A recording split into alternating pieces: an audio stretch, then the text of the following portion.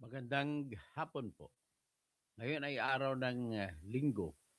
Ay pag-usapan natin yung maleta na nilabas ni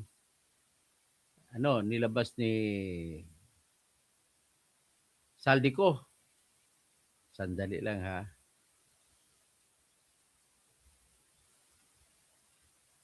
Hello. Yung maleta na nilabas po ni Saldico, pag-usapan natin. Na kung saan ang maleta na yun, makikita mo doon po yung makikita natin doon? Yung kotse na sports car pala yun na Maserati. At ang Maserati na yon ay nagturo na si Romualdez ang may connection. So kay Romualdez na bahay yon yung kung saan nakita yung mga litrato na pinalabas si Saldico. So bago ang lahat, nais ko muna kayong dadalhin po sa aking inaanak na merong tinatawag na restaurant ng Chupaeng. So kung tinutulungan ko sila kasi magsasara na daw sila kung hindi pa gaganda kita nila. Kasi panahon ni Marcos talagang hirap sila. Bumaba yung sales nila sa panahon ni Marcos eh. So nais ko muna ipakita rito bago tayo pupunta sa aking topic. Pagbigyan nyo lang muna ako para lang sa aking inaanak. Kasi marami din po silang trabahante na mawalan ng trabaho kung magsasara sila. So, yan po ang negosyo natin sa ating bayan. So, yan po yan, no? So, yan mga pagkain nila, no? Ang kung gusto niyo umorder, ay order lang kayo dun sa 0945-591-8688 at saka pwede rin po sa email address na tiopaeng@gmail.com. At ang kanilang lugar ay matatagpuan po sa 8227 or 8229 Arcadio Santos Avenue sa Sukat, San Isidro, Parañaque. So, yun lamang po ang ating Tapos, dadalhin ko yun sa ibang mga produkto nila, no? Pero wala lang music. Yan. Tanggalin ko lang music kasi baka i-copyright strike ako sa music. Yan po So, kita mo, sarap ng ng smoked ribs. Okay? Tapos, iba pa.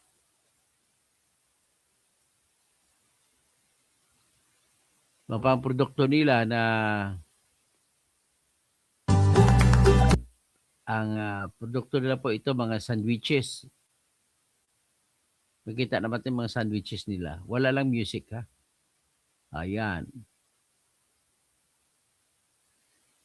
So, dun sa Tio Paings din yan.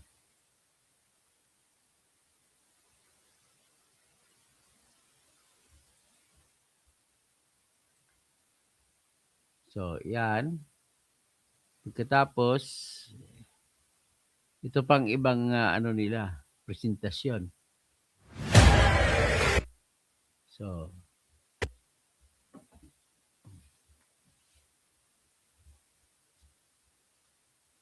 bukas? Sino bukas?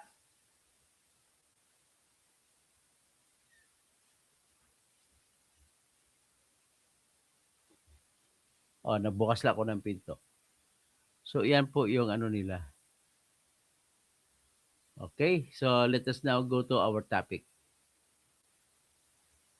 Okay, so ngayon, matandaan ninyo po na nung nag-expose si Saldico, siguro mas maganda pakinggan muna natin ang maigsing kwento ni Saldico para naman ay malalaman natin kung ano yung kwento sa likod nito.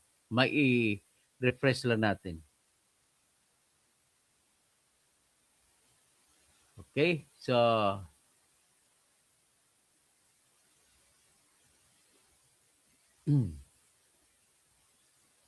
ito po ay ito ba natin.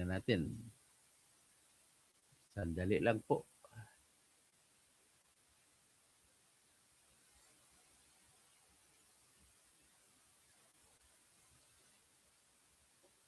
Wala kasing bagong palabas si Saldico eh.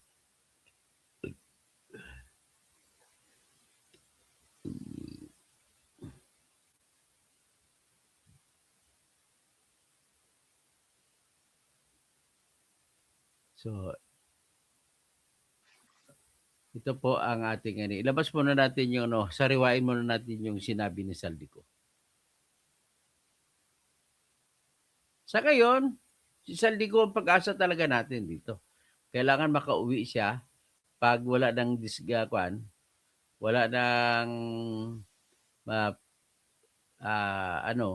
wala ng tinatawag na threat o sa kanyang buhay. Labasin ng So, palabasin natin at kung makarating siya na walang threat sa buhay niya, makatistigo siya, sigurado po ako na bagsak si Bongbong Marcos. Sa totoo po sa ngayon, ang nangyayari po ay lang ito, nagkukunwari lang ito sila ni Bongbong Marcos na huhulihin nila si Saldico. Pero ang katotohanan niyan, ayaw nila sapagkat pag napilitan po magsalita si Saldico, ay lalabas ng lahat. Yan ang pinaka-problema nila. So pakinggan muna natin si Saldico. Papalabasin ng administrasyon na ako ay isang terorista sa loob at labas ng Pilipinas. Para mailibing ako kasama ang katotohanan kahit saan man ako pumunta. Sinabi na agad sa akin ni Speaker Romualdez na kailangan ko makapag-deliver ng 2 billion pesos kada buwan para sa pagdi-deliver ng male-maletang pera patungo sa bahay ni Speaker. Ang sinabi mismo ni Speaker Martin sa akin na hati sila ni Pangulong Marcos sa pera para gamitin bilang bagsakan at imbakan ng pera mula sa mga SOP, collection at deliveries na para sa Pangulo. Huwag mo akong pigilan sa mga insertions ko. Huwag ka nang makialam sa budget. Ang gusto niya ng 50 billion pesos na insertion. Ngunit ang sagot ng Pangulo, humingi ka ng bago or dagdag na insertions. Bago dagdag na insertion. So yan. Magandang araw po sa inyong lahat. Bago ko ipagpatuloy ang aking paliwanag, nais ko munang magpasalamat sa inyo. Maraming salamat sa inyong bukas na isipan, sa inyong pasensya, at sa pagtanggap ninyo sa mga impormasyong aking ibinabahagi. Alam kong hindi madali ang mga paksang ito. Mabibigat at mahirap tanggapin. Hindi po ako makauwi dahil malaki ang banta sa buhay ko. Ngayon naman, ay meron kaming natanggap na balita. Papalabasin ng administrasyon na ako ay isang terorista sa loob at labas ng Pilipinas. Para mailibing ako kasama ang katotohanan kahit saan man ako pumunta. Pero mahalagang malaman ng taong bayan ang katotohanan. Muli, taos-puso akong nagpapasalamat sa inyong pakikinig. Bye-bye. Una po sa lahat, sinasabi ng ICI at ni Henry Alcantara na 21 billion pesos daw ang napunta sa akin. Si Monmon papunta na dito. Hindi po totoo yun. Wala akong natanggap na ganyang halaga. Ang totoo, mula 2022 hanggang 2025, ang kabuuang pera na dumaan sa akin para ibigay kay Pangulong Bongbong Marcos at kay dating Speaker Martin Romualdez ay umabot sa 56 billion pesos at hiwalay pa dyan ang 100 billion pesos insertion ng Pangulo sa 2025 budget. Pati na rin ang 97 billion pesos flood control insertion na inilagay sa NEP ng 2026 national budget. Balikan natin kung paano ito nagsimula. Noong 2022, kakaupo ko pa lang bilang chairman ng House Committee on Appropriations, sinabi na agad sa akin ni Speaker Romualdez na kailangan ko makapag-deliver ng 2 bilyong pesos kada buwan. Makalipas ang ilang araw, tumawag sa akin si Yusek Bernardo. Sabi niya, kailangan ng tulong ng Bulacan sa problema nila sa baha. Pinapunta niya sa opisina ko sa Kongreso si DPWH District Engineer Henry Alcantara. Sa naging meeting namin ni Alcantara, siya mismo ang nag-offer kung paano ang hatian sa mga proyekto ng DPWH. 22% para kay Speaker Romualdez, 2% para kay Yusek Bernardo, at 1% para sa kanya. Doon po nagsimula ang tinatawag nilang deliveries. Ang sistema po ay ganito. Ang mga tao ni Henry Alcantara ay nakikipag-ugnayan sa mga tao ko na sina Paul Estrada at Mark Tiksay. Sila ang tumatanggap na pera mula sa mga tao ni Alcantara. Minsan sa bahay ko sa Valle Verde, minsan naman sa BGC parking. Pagkatapos nilang makuha ang pera, sila Mark at Paul naman ang nag-aayos o nakikipag-coordinate sa tauhan ni Speaker Martin Romualdez na si Jocelyn Sereño para sa pagdi-deliver ng male-maletang pera patungo sa bahay ni Speaker. So, tandaan niyo pangalan ng tauhan ni Martin Romualdez, si Jocelyn Sereño. Una, sa North Forbes Park sa McKinley Drive at nang lumipat siya sa number 14 Nara Street, South Forbes Park. Gusto ko pong linawin, Number 14, South Forbes Park. hindi ako nakikialam sa mismong proseso Dami niya ng bahay 42, McKinley Street. Tapos ito, 14, South Forbes, sa South Forbes Park. At tapos may number na 19. Pa siya na Nara Street, Forbes Park. Grabe to si Romualdez ng paghatid. Dumaan lang po sa akin ang pera na agad dinideliver kay Speaker Romualdez. Ako lang po ang nagko-confirm sa text kay Speaker kapag nadala. Ako, may mga text pa na mga minsa. May akan. Marami pang mga text messages na ebidensya si Saldico. So kung arestuhin siya, mapipilitan siya titistigo, lalabas ang lahat ng mga ito. Yan ang ayaw ni Marcos mangyari. Ayaw ni BBM mangyari, tsaka ayaw ni Martin Romualdez. Na ang pera sa bahay niya. At lahat ng ito, mula sa unang utos noong 2022 hanggang sa huling delivery noong 2025. Umabot sa mahigit 55 billion pesos plus ang naihatid sa bahay ni dating Speaker Martin Romualdez. Madalas hindi nabubuo ang hinihinging 2 billion pesos bawat buwan ni Speaker, kaya iyan ang final total. Ang sinabi mismo ni Speaker Martin sa akin na hati sila ni Pangulong Marcos sa perang yon. Ang listahan ng mga deliveries na ito, kung kailan, magkano, at saan dinala, ilalabas ko po kasabay ng video na ito.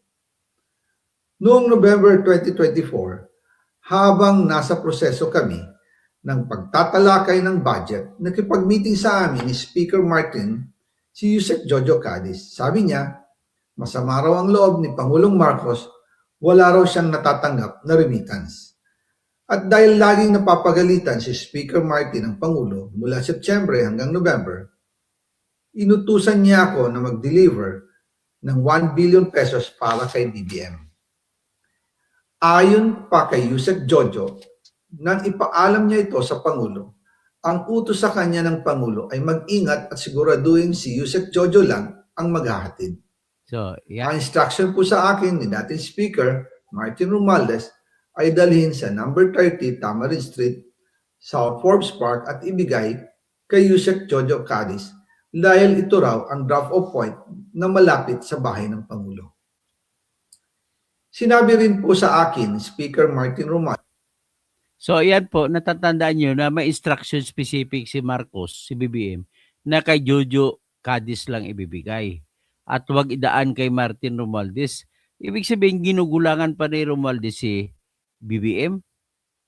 Na si PBBM ang nag-utos sa kanya na bilhin ang bahay sa number 30 Tamarin Street para gamitin bilang bagsakan at imbakan ng pera mula sa mga SOP, collection at delivery. Ano ba yan? Number 30, Tamarin Street, Forbes Park. Ano ba yan?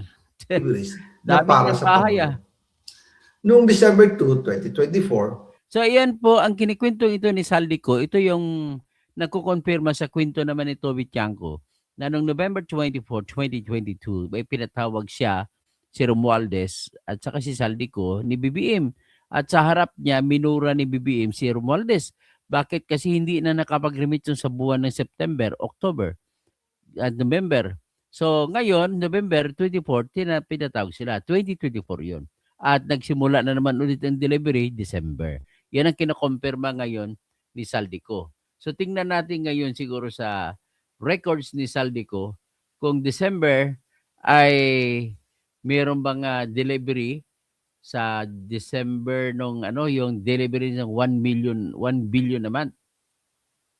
Ito, titingnan natin po yung ni Saldico. Tingnan natin ang record niya na 1 billion naman.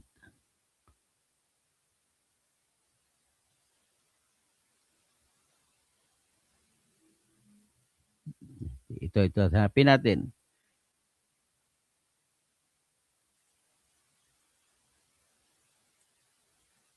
O itong 100 billion, no?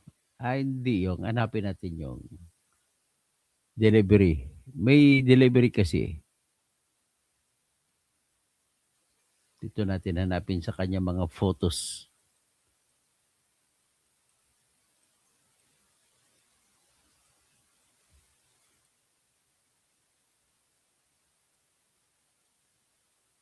Ito yung mga insertions ito.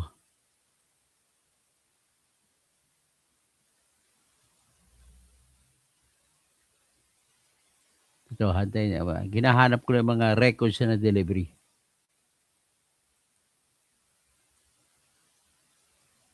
Kung mahirap hanapin ng ganung style. Siguro is we do it in this way. Ito, insertions ang una. Asan yung delivery? See all photos.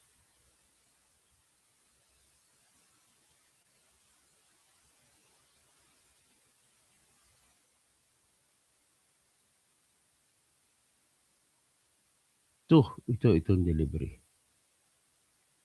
O ito, hanapin natin kung may delivery nung December 2024. Ito nga O nakita ninyo? I-post ko.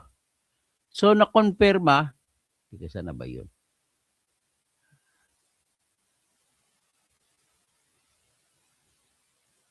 Nakita na O yan. O ito, may deliver. So tama, September hindi sila nakapag-deliver. So ang pinakahuling delivery ni Martin Romualdez ni Saldico ay 216 million noong August 5 at saka yung July 15, 2025 at saka May 29, 2055. Dito na nagalit si Bongbong Marcos. Kaya nung December na naman nakapag-deliver uli, kay Yusek Cadiz na binigay. Confirm, Confirm na magnanakaw. Si BBM. Ito po yung magko-confirm. Grabe. Ayan Grabe kayo. So confirm na sa istorya ni Toby Tiangco. So ngayon, dito na ngayon tututok tayo. Ito, napakita ko naman sa inyo ngayon, yung mga mali-maleta na sinasabi ni Saldico. Ito po. At doon tayo po-proceed, i-connect natin kay Sam Versosa si Romualdez.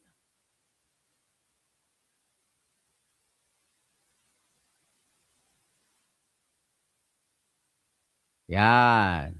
Ito po yung mga litrato ng mali-maleta. Nakita ninyo?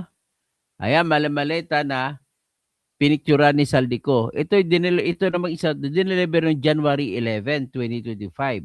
Cash out, 13 luggages. At ang total niyan ay 500 million.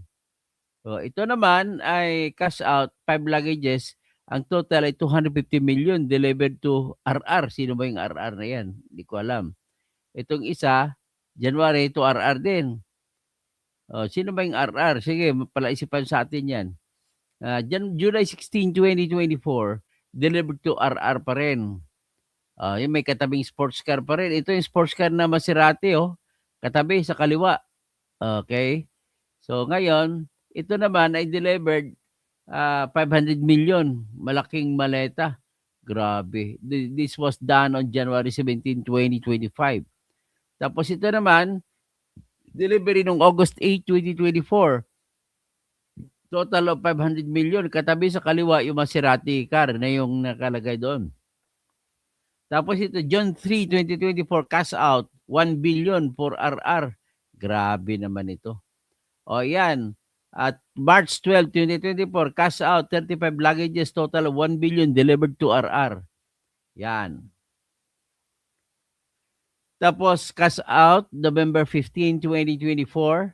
Yan ang ngayon kanak, 28 luggages, 1 bill delivered to RR. Ibig sabihin itong deliver kay Romualdez na hindi nakarating kay Bongbong Marcos. Yan.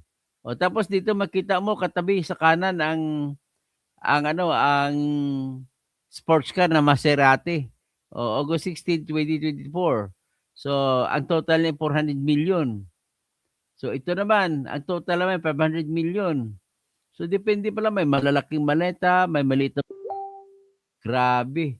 So ito naman 500 million din, dineliver din, katabi niya rin ng Maserati. So itong lugar po na ito ay lugar ni Romuald. Ayan.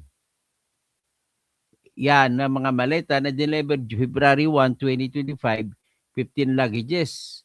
Total is 500 million. Yan. Ito naman July 27, 2024, 1 billion delivered to RR. So February 10, 2025, 13 luggages delivered 500 million. Ito naman, cash out naman May 14, 2024, delivered to RR. Ito naman, cash out May 29, 10 luggages delivered to RR. Ito cash out 500 million on January 12, 2025. Ito naman, April 16, 2024, cash out 1 billion to RR. Ito naman, March 11, 2025, 17 luggages equivalent to 500 million delivered to RR. Ito naman ay cash out June 27, 2024, 1 billion delivered to RR. So yan, ito na ngayon, ang November 29 na deliver na merong tinatawag na, klarin natin ito yung conduction sticker na UOL 960. So yan po ang nag-traidor kay Martin Romualdez. Kasi itong kotse na Maserati ng chinek ng Bilyonaryo News Channel, ito po ay lumalabas na kay Samber Sousa. At si Samber Sousa at saka si Romualdez ay magkadikit. So ang suspetsa ko dito ay ginagamit si Samber Sousa na tagalinis ng pera na nakukulimbat nila doon sa flood control. So iyan po ang ating revelasyon ngayon. So ngayon, ang nais kong ilabas ko po ngayon yung kwento ng Bilyonaryo News Channel.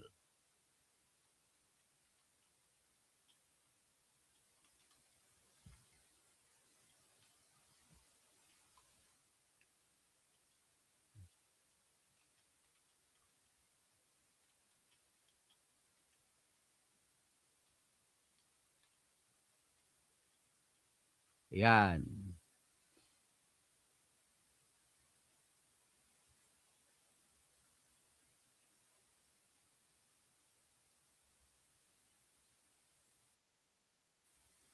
Ilabas sandali lang. Hanapin natin.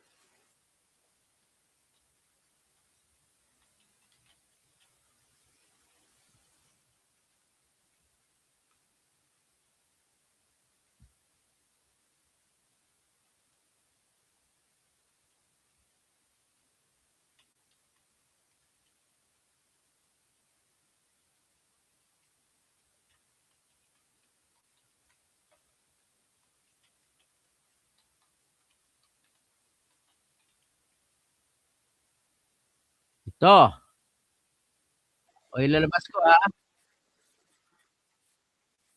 So ipapakita ko ngayon yung mali-malitang pera na ni-research kasi ng Billionaire News Channel. Ipapakita na natin ito ngayon. Sa research ng Billionaire News Channel, nakuha ng mga dokumento ng sasakyan at lumabas na ito po ay isang sports car na Maserati. At ang Maserati ay lumalabas na doon nakapangalan kay Sam Versosa at ibinebenta. Kasi po, si Sam Versosa ay dealer po siya ng Maserati sa Pilipinas. Siya ang official distributor. Saan na ba yun? Ba't nawala? Dali lang. Just wait for me.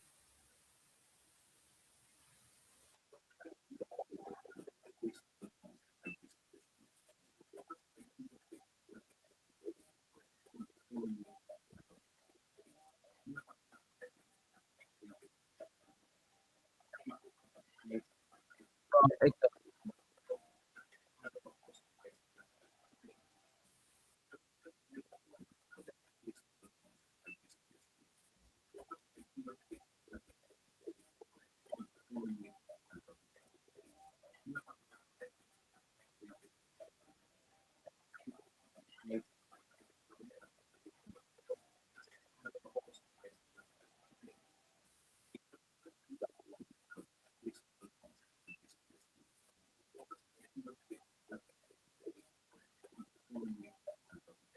Dali lang.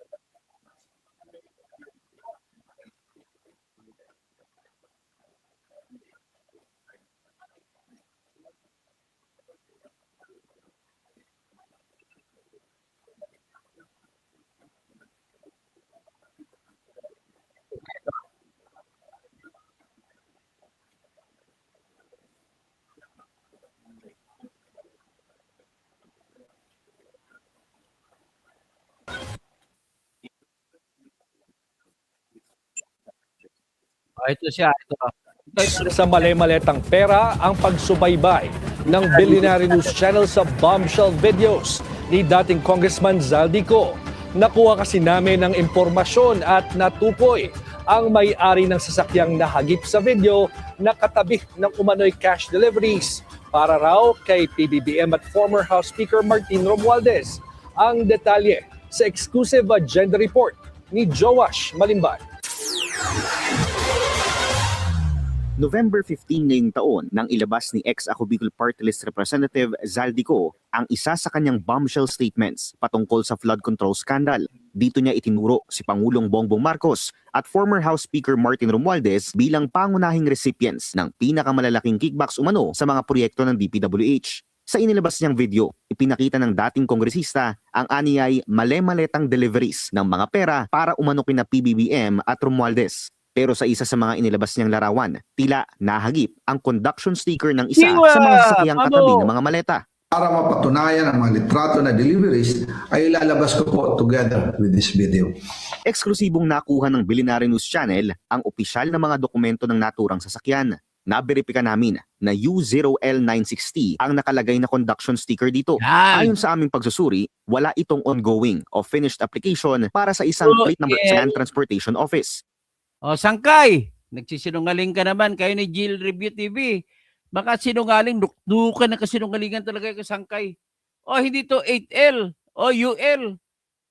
Gusto nyo lang nga talaga, depensahan yung kabulukan ng mga pagnanakaw. Ayon sa mga dokumento, isang 2023 Maserati MC20 ang sports car na nakita sa larawan. Mystery Maserati MC20 na series. At ang color, ang tawag niyang Grigio Mistero. Okay. gray ang model color nito. Ayon sa transaction documents, binili at pinangalanan ang sasakyan Sukali Trading, ha? Yan, may trace niyan. Sukali Trading, nandun kay Sam Versosa. sa kumpanyang Sokali Trading mula sa importer na Brilliance Auto Corporation. Isang sole proprietorship na registered sa Department of Trade and Industry ang Sokali at nakafocus umano sa automotive trading, auto accessories at general Tapos yung pinapalagay ng pangalan, Federico Jr. Guilhem Datuon. trading. Ang pangalan ng registered owner, isang Federico Transaction date ay September 7, 2023. Jr. Guilhem Datoon. Binili ang sasakyan sa halagang 20 million pesos. Kung babalikan ng mga umano'y ebidensyang ipinakita ni Ko, tila may ilang hindi pagkakatugma-tugma sa transaction histories ng sasakyan. June 5, 2023, dumating sa Pilipinas ang sasakyan. June 9, 2023 naman, nang maisyuhan ito ng clearance mula sa Bureau of Customs. 2023 yan, ha? Okay. Samantalang July 12 naman mula sa Philippine National Police. July 11 pa lang, iniulat na ito ng Brilliance Auto Corporation sa LTO bilang isang stock. Binili at inilipat ito sa posesyon ng Sokali Trading noong December 18, 2024. Ayon sa registration papers nito. Ayon dito, natanggap ng Sokali Trading ang sasakyan bilang brand new imported. Ibig sabihin, walang dokumentasyon na ginamit o binenta ang sasakyan sa loob ng 1.5 taon. Okay, gusto palabasin dito ng bilyonaryo. Mukhang hindi nakatugma kasi November na tinanggap yung mga maleta na litrato. Nakalagay petsa. Tapos, nung time na yun, nandun na yung Maserati na sasakyan. Pero sinasabi nila sa records na nakita nila, naka-resto ay December na. Kayo naman, pwede naman yan ibibigay mo sa sakyan ng resto, pinoprocess pa, mayroong delay. Katakataka, kung titingnan ng date sa larawang inilabas ni Ko, November Hindi po katakataka kasi November 29, tapos December 5 na rehistro. Pinoprocess pa lang pero ang sasakyan nandun na sa kanila. 29, 2024, ang umano'y delivery ng Speaker pa ba naman? 'Di ba? Sino ba makatanggi kay speaker? Oh, 'di ba? O si Speaker Romualdez na napako niyan. Tinawagan ng customs siya, wala magagawa ang customs. Kasi mga maleta sa nasabing bahay na, dadrivean niya yung Maserati MC20. ay kung saan nahagip ang sasakyan. Halos isang buwan bago na ibenta ang nasabing sasakyan sa Sokali Trading base sa Hindi pwede ina-ibenta, kabobo naman tong mga newscaster na to. Ang ibig sabihin ng petsa pagka-restro, hindi ibig sabihin benta. Oh, basta importante nandyan. Hindi kung tama man ang petsa, tama yan kasi delivery date yan ng maleta. At nandoon yung Maserati. Alangan sa customs pa yan. papers. Sinubukan ng Billionaire News Channel na kunin ang Ngayon, koneksyon ni Sam Versosa. So ang conclusion ko dito, ginagamit ni Romualdez at nagpapagamit naman si Sam Versosa na gagawin si Sam Versosa na tagalinis ng pera. panig ng Sokali Trading. Pumunta ang aming team sa registered address ni Palabasin na kunwari fair and transaction at nanggaling ito sa mga binibentang sasakyan. For all you know, kaya naging bilyonaryo yan, dinagdagan naman yan kasi bilyonaryo talaga siya. Ginamit naman siya talaga kasi congressman siya eh. Bata siya ni Romualdez. So congressman siya ng tutok to win Tolpo at tutok to win na party list. So naging congressman siya, naging bata siya ni Romualdez. At siyempre, kakilala sila, alam mo naman matalino si Romualdez, gagamitin yung mga mayayaman para ililinis sa pera na ninakaw niya sa gobyerno mula sa flood control project para palabasin na yung pera na ninakaw niya ay malinis. ito sa Quezon City. Pero nang puntahan namin ang nasabing address, building ng kilalang multi-level marketing and networking company na Front Row ang aming naabutan dito. Isang bagay na mismong staff din ng Front Row ang kumumpirma sa amin. Pero ayon sa building staff, ilang taon nang nakatirig ang kanilang gusali rito at wala umano silang alam na kumpanyang Sokali Trading. Matatandang ang bilyonaryong si Sam Versosa ang isa sa co-founders ng Front Row at siya rin ang presidente ng Modena Motorsports Incorporated, ang tanging authorized Maserati distributor sa buong bansa. Ayan, yan ang koneksyon. Subukan ng Billionaire News Channel na kunin ang panig ni Versosa pero hindi ito tumugon sa aming mensahe.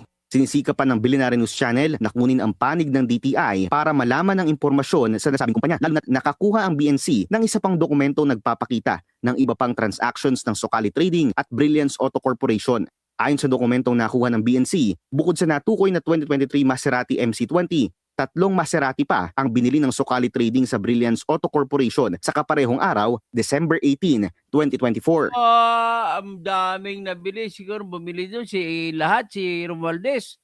Isang araw lang binili, 3. December 18. Kung 3, kung 20, 60 million lang yan.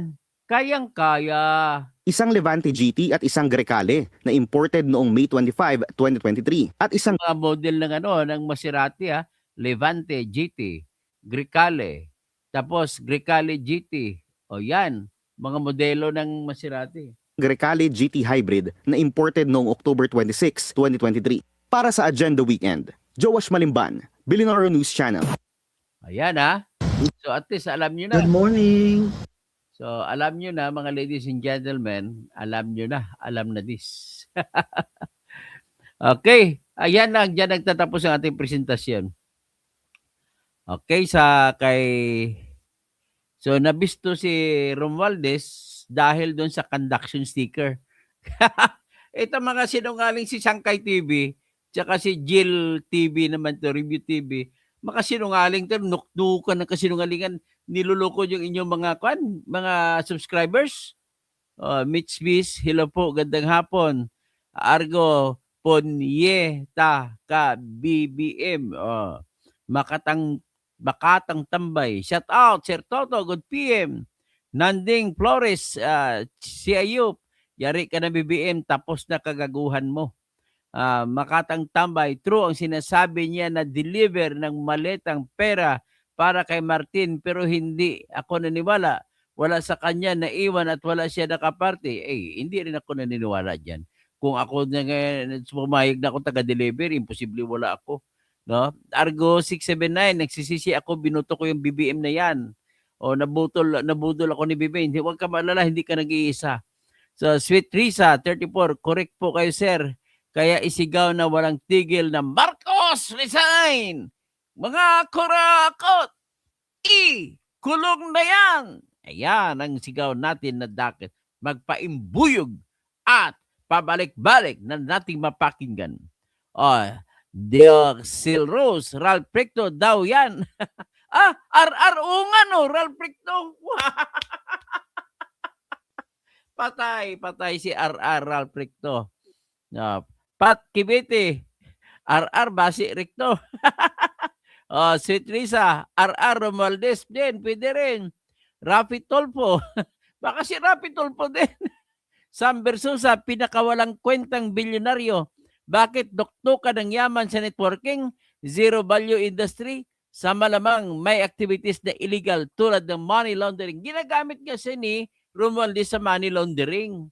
Ganun po yan nakikita ko dyan. Toti Villaflor, watching from Binangunan, Rizal. Hi, Attorney Toto Causing, God bless. So, Ben Marhuerto, Ronald Ostañez, hayag-hayagan na ang ebidensya ng pagnanakaw pero ayaw nila imbestigahan ang mga sangkot. Lumalabas, nilaglag ni Sangkay TV si Romualdez. Siya ang naglabas niya na conduction sticker, hindi induction, conduction sticker.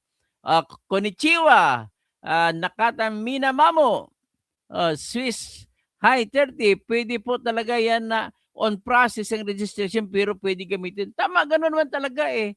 So, Rothster, hello po. JJJA, kaya pala laging nagkasama na pamimigay ng ayuda si Sam Versosa at Romualdez. Randy Rex Navarro, sir, salamat po sa informasyon. Kung hindi dahil sa inyo, hindi namin malalaman yan. O ito po, ipapasa ko sa inyo ang Sam Versosa at saka Martin Romualdez connection. Papasa ko sa inyo. Kasi po, siya po ay, nung nangangampanya sila, grabe, kalahating bilyon ang pinamigay. Yan Pakita natin. Martin Romualdez. Ladies and gentlemen, entering Sam Versosa and Martin Romualdez. Palakpakan ito.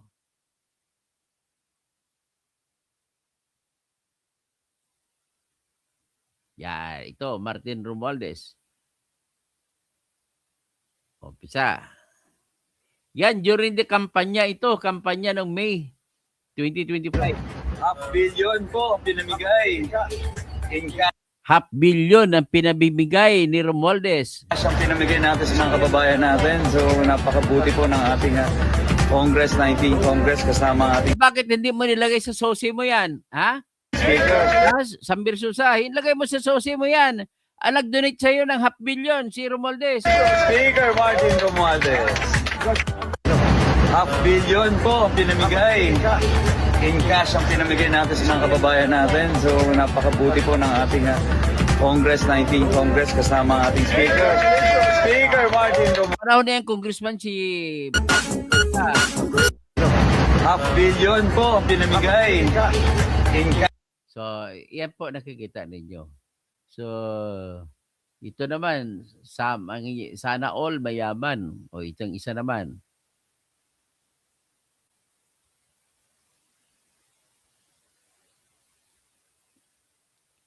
Ayan. $500 million po. Cash ang pinamigay natin sa mga kababayan natin. So napakabuti po ng ating Congress, 19 Congress kasama ang ating Speaker. Speaker Martin Romualdez. Yan, maayaw ko ng music na yan. So anyway, that's all. At alam ninyo, ito ngayon, nagkakunik-kunik na. Nalalaman na, nabibisto na. Nakatami na, matagal na yan si Sam versus sa front row. Lang naman yan ang glutathione niya. Ang totoo, hindi siya original na may-ari. Tama, money laundering. O talagang money laundering yan.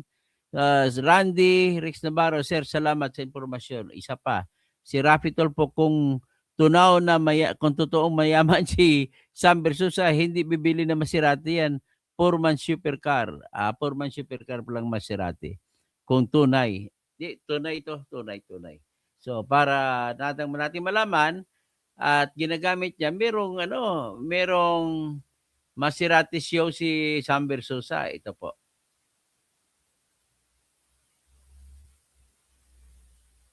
Pero malamang pera din eh. Kasi 3 ang binili, di ba? 3 ang binili ni binili. So, ibig sabihin, binili yon para pang show. Naku. O ito. O ito sa show. Sa showroom nila. Tingnan yung showroom ng Maserati. Ito kay showroom ni Sam Versosa. Yan. Ewan ko na ng music. Yan, showroom niya yan. Makita nyo, andun yung kulay Maserati na nakita sa may katabi ng maleta. Ayan sa dulo. Yan. Yan, ang mga Maserati na sports car.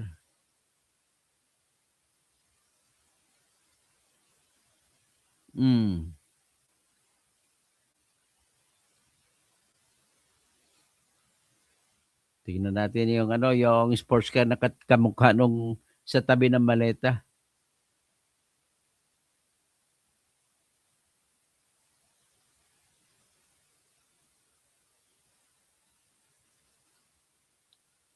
Yan ata yung kamukha Di napansin. Yan itong kamukha ng Maserati na nakikita sa tabi ng maleta. Yan yung binuksan. Ito yung katabi ng maleta yan ang mga Maserati nila. Yan, kay Sam Versosa po yan. Showroom ni Sam Versosa.